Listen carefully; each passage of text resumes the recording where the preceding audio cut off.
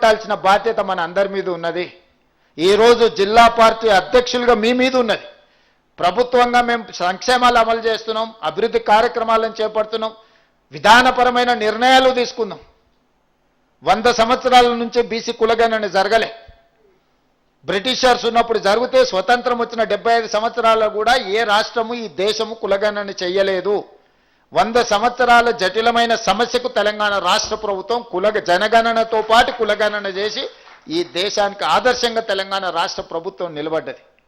40 సంవత్సరాల నుంచి మాదిగ ఉపకులాల వర్గీకరణ మీద ఎన్నో పోరాటాలు జరిగి సుప్రీంకోర్టు ఆదేశాలు ఇచ్చిన అమలు జరగకపోతే ఏబిసిడి వర్గీకరణ మాదిగ ఉపకులాలలో అమలు చేసి తెలంగాణ రాష్ట్రం దేశానికి నెంబర్ 1గా నిలబడ్డది. ఇవన్నీ కూడా మన సక్సెస్ స్టోరీస్. అంటే సంక్షేమం ఇల్లో పెన్షనో లేకపోతే స్కూల్ ఫీజులో ఇవే కాదు, సామాజిక రుగ్మతలైన సమస్యల్ని మనం పరిష్కరించినము, వర్గీకరణ చేసినాము, కులగణన చేసినాము. 42% బీసీలకు స్థానిక సంస్థలలో మనం రిజర్వేషన్లు ఇస్తామంటే సర్పంచులలో 49.83% సర్పంచులను చేసినాము. మున్సిపల్లో 63% ఓబీసీలను ఇవాళ మనం కౌన్సిలర్లుగా, కార్పొరేటర్లుగా, మున్సిపల్ చైర్పర్సన్స్గా చేసినాం. ఇవన్నీ ఎలా సాధ్యమైనాయి అంటే కాంగ్రెస్ పార్టీ ఉండడం వల్లనే సాధ్యమైనవి.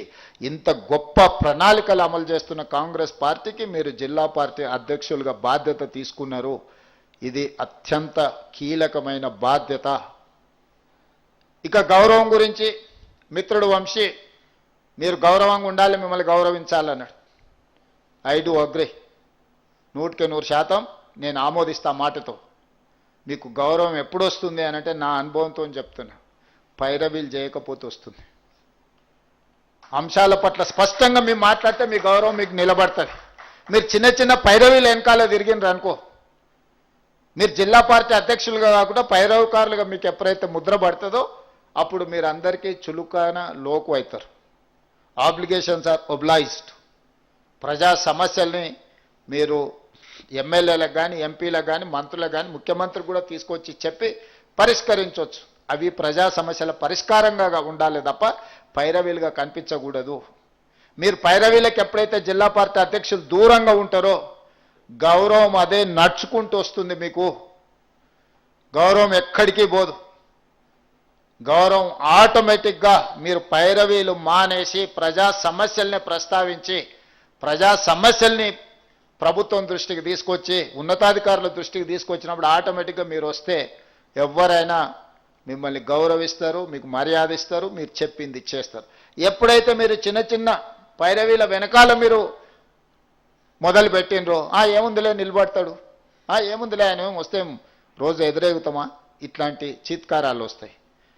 కాబట్టి ప్రజా సమస్యలను పరిష్కరించడం వేరు, సొంతంగా కొన్ని పైరవీలు చేయాలన్న ఆలోచన వేరు.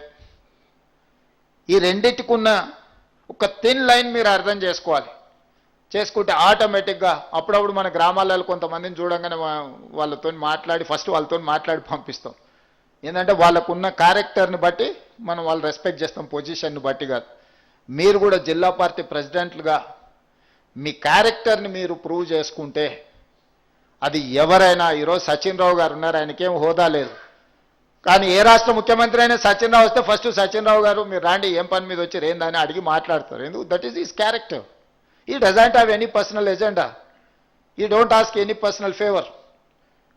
He is not trying to get something from anyone who is having position or anything. Just he is serving. He is serving. That's all. If you people also you are going to serve for poor people or party, definitely you will get that respect. I'm assuring you. నేను 20 ఏళ్ళు 2006లో నేను మొట్టమొదటిసారి ZPTC అయినా, 2007లో MLC అయినా, 2009లో MLA అయినా, 14లో MLA అయినా. ప్రతి జూన్లో 2006 జూన్ నేను జడ్పీటీసీ, 2007 జూన్ నేను ఎమ్మెల్సీ, 2009 జూన్ నేను ఎమ్మెల్యే, 2014 జూన్ నేను రెండోసారి ఎమ్మెల్యే, 2019 జూన్ నేను ఎంపీ, 2021 జూన్లో నేను పీసీసీ ప్రెసిడెంట్ను, 2023 డిసెంబర్లో నేను ముఖ్యమంత్రిని. సరిగ్గా 16 సంవత్సరాలలో ఒక జిల్లా పరిషత్ మెంబర్ నుంచి ముఖ్యమంత్రి వరకు అవకాశం వచ్చింది, అది కాంగ్రెస్ పార్టీ ద్వారా. నేను ఎప్పుడైనా ప్రజా సమస్యల మీద అందరితో కొట్లాను. ఏ రోజు కూడా శ్రీధర్ బాబు గారు అప్పుడు ఇప్పుడు మంత్రి, వారిని అడుగురు, వారు నాకు మంచి మిత్రుడు. ఏ రోజన్నా చిన్న పని అయినా రాజశేఖర రెడ్డి గారికి నేనంటే బాగా ఇష్టం. నేను కనిపిస్తే వాటి హీరో అని కొట్టి మాట్లాడటం నేను ఎమ్మెల్సీగా ఉన్నప్పుడు. ఏ రోజు కూడా వారితో నాకున్న ఇంటిమసిలా ఏ రోజు పర్సనల్ ఫేవర్ అడగలే. నా కౌన్సిల్ స్పీచెస్ తీసుకోండి, ఎందుకంటే వారు అప్పుడు నేను బడ్జెట్లో ఫస్ట్ బడ్జెట్ వారు రెండోసారి ప్రభుత్వం వచ్చినాక నేను మాట్లాడింది ఉంటుంది.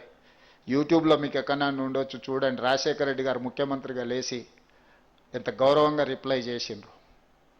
అంటే ఏ రోజు కూడా మేము పైరవీల వెనకాల పరిగెత్తలేదు, సమస్యలను లేవనెత్తినము, కొట్లాడినాం. కాబట్టి అవకాశం వచ్చింది. మీకు కూడా జిల్లా పార్టీ అధ్యక్షులుగా ఒక మంచి బ్రహ్మాండమైన అవకాశం వచ్చింది.